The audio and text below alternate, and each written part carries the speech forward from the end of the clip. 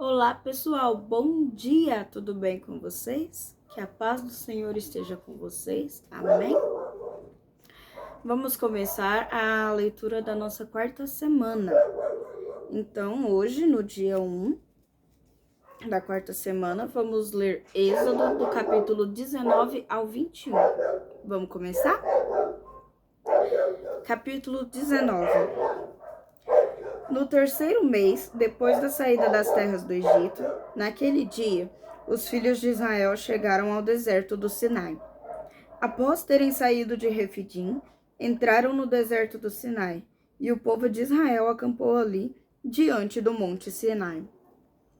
Então Moisés subiu ao monte para encontrar-se com Deus, e do monte Yahvé o chamou e lhe ordenou: Assim dirás à casa de Jacó e declararás aos filhos de Israel: Vós mesmos vistes que eu fiz aos egípcios, e como vos carreguei sobre as asas da águia, eu vos trouxe a mim. Agora, se ouvirdes a minha voz e obedecerdes à minha aliança, sereis como o meu tesouro pessoal dentre todas as nações, ainda que toda a terra seja minha propriedade.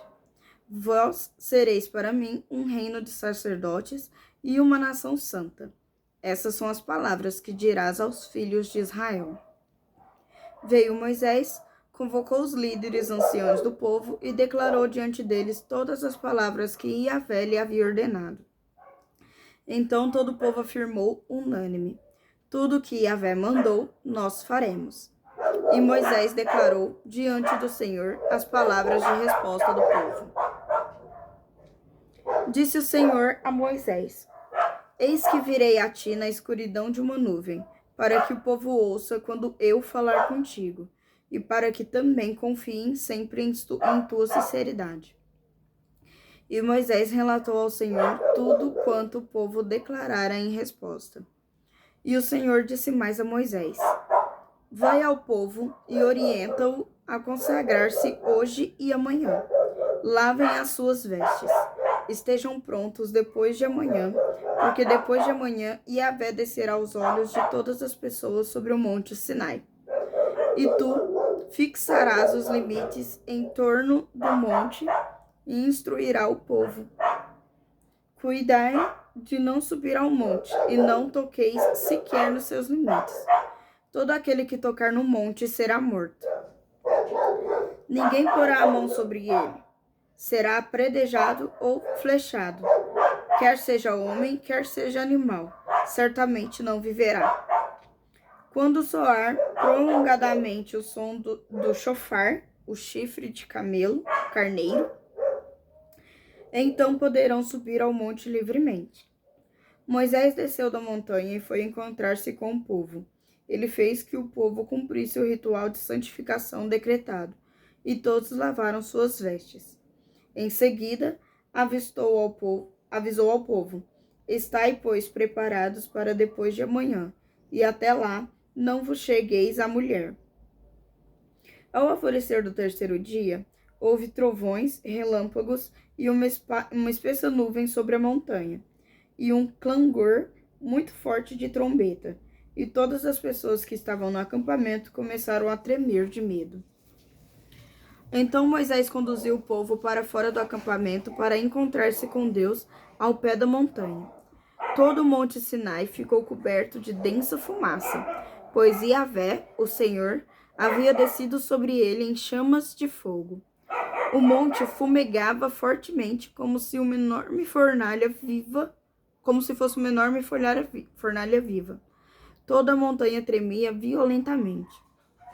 E o som do chofar, a trombeta, ia aumentando pouco a pouco. Moisés falava e a voz de Deus lhe respondia no trovão. E Yahvé desceu sobre o monte Sinai, no topo da montanha. Então Yahvé convocou Moisés para subir até o topo da montanha, e Moisés subiu. E Yahvé ordenou a Moisés: Desce e adverte o povo que não ultrapasse os limites para tentar chegar mais perto, a fim de me ver, para que muitos deles não pereçam. Mesmo os sacerdotes que se aproximarem de Yahvé devem santificar-se, para que Yahvé não os fira de morte. Moisés disse a Yahvé: O povo não poderá subir ao monte Sinai, porque tu nos advertiste dizendo: delimita a montanha e declara-a sagrada. E Yahvé respondeu: vai e desce. Depois subirás tu e Arão contigo. Os sacerdotes, porém, e o povo não ultrapassem os limites para subir a Yahvé, para que não os fira de morte. Então Moisés desceu e avisou o povo. Capítulo 20.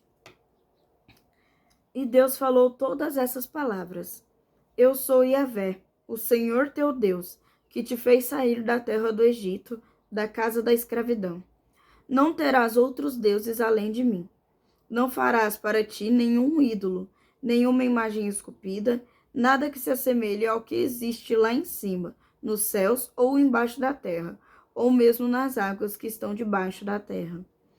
Não te prostrarás diante desses deuses, e não os servirás, porquanto eu, o Senhor teu Deus, sou um Deus ciumento, que puno a iniquidade dos pais sobre os filhos, até a terceira e quarta geração dos que me odeiam, mas que também ajo com amor até a 1000ª geração para aqueles que me amam e guardam os meus mandamentos. Não pronunciarás em vão o nome de Yahvé, o Senhor teu Deus, porque Yahvé não deixará impune qualquer pessoa que pronunciar em vão o seu nome. Lembra-te do dia do sábado, para santificá-lo. Trabalharás 6 dias, e neles realizarás todos os teus serviços. Contudo, o 7º dia da semana é o Shabat, sábado, consagrado a Yahvé teu Deus. Não farás nesse dia nenhum serviço, nem tu, nem teu filho, nem tua filha, nem teu escravo, nem tua escrava, nem teu animal, nem os estrangeiros que estiverem morando em tuas cidades. Porquanto em 6 dias eu, o Senhor, fiz o céu, a terra, o mar e tudo que há neles. Mas no 7º dia descansei. Foi por esse motivo que eu, o Senhor, abençoei o Shabat, sábado, e o separei para ser um dia santo. Honra teu pai e tua mãe, a fim de que venhas a ter vida longa na terra que Yahvé, o teu Deus, te dá. Não assassinarás, não adulterarás, não furtarás, não darás falso testemunho contra teu próximo. Não cobiçarás a casa de teu próximo. Não cobiçarás a mulher de teu próximo, nem seus servos ou servas, nem seu boi ou jumento, nem coisa alguma que lhe pertença. Todo o povo, vendo os trovões e relâmpagos, o som do chofar, a trombeta, e a montanha fumegante, se deu um grande pavor e procurou manter-se afastado. Rogaram a Moisés: fala-nos, tu, e nós ouviremos. Não nos fale diretamente, Yahvé, para que não morramos. Moisés encorajou o povo, dizendo: não temais, Deus veio para vos provar e para que o seu temor esteja entre vós, e não pequeis. O povo ficou longe e Moisés aproximou-se da nuvem escura, onde Deus estava. E Yahvé ordenou a Moisés: assim dirás aos filhos de Israel: vistes com vossos próprios olhos que dos céus vos falei. Não fareis ídolos de prata nem de ouro para tentar representar minha pessoa. Far-me-eis, entretanto, um altar de terra, e sobre ele sacrificarei os vossos holocaustos e os vossos sacrifícios de comunhão, as vossas ovelhas e os vossos bois. Em todo lugar onde eu fizer celebrar a memória de meu nome, vireis a vós e vos abençoarei. Se me edificardes um altar de pedra, não o fareis de pedras lavradas, porque se levantardes sobre ele o cinzel, vós os estareis profanando. Nem fareis o meu altar com degraus, para evitar que ao subirdes, vossa nudez seja lhe exposta. Capítulo 21. Eis as leis que proclamarás ao povo. Quando comprares um escravo hebreu, 6 anos ele servirá. Contudo, no 7º ano, sairá livre sem pagar nada pela liberdade. Se veio só, sozinho sairá. Todavia, se chegou casado, com ele sairá igualmente sua esposa.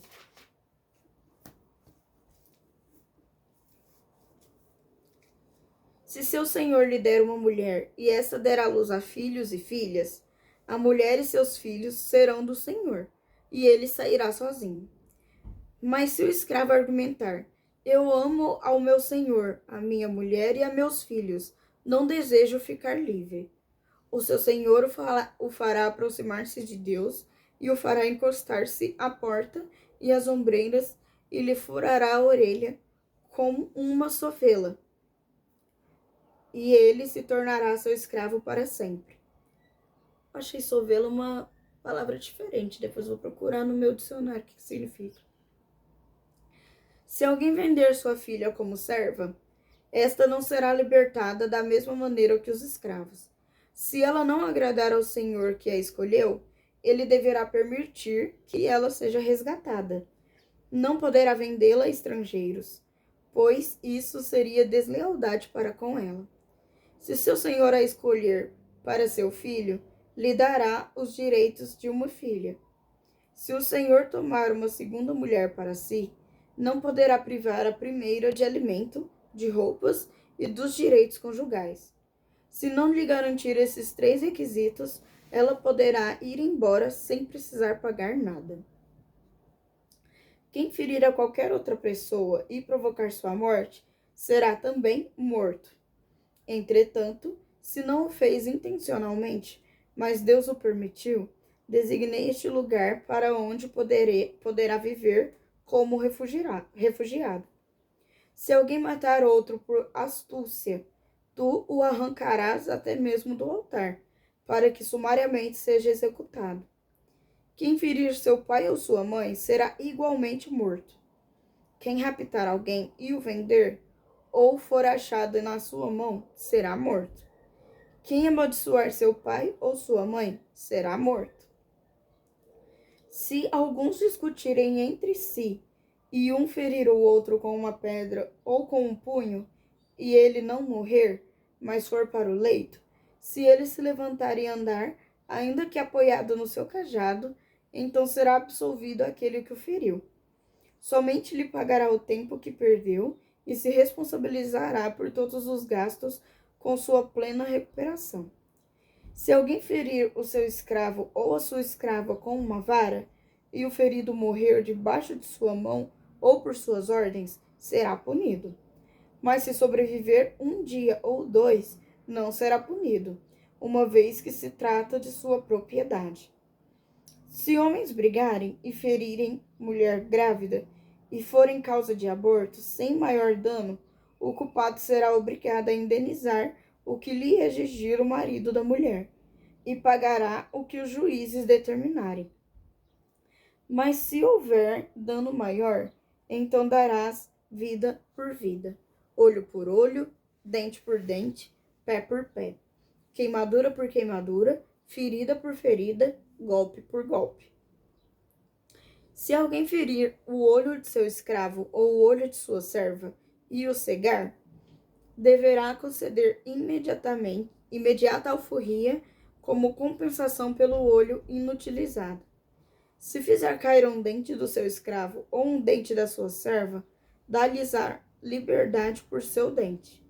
Se algum boi chifrar homem ou mulher e causar sua morte, o boi será apredejado e não comerão sua carne, mas o dono do boi será absolvido.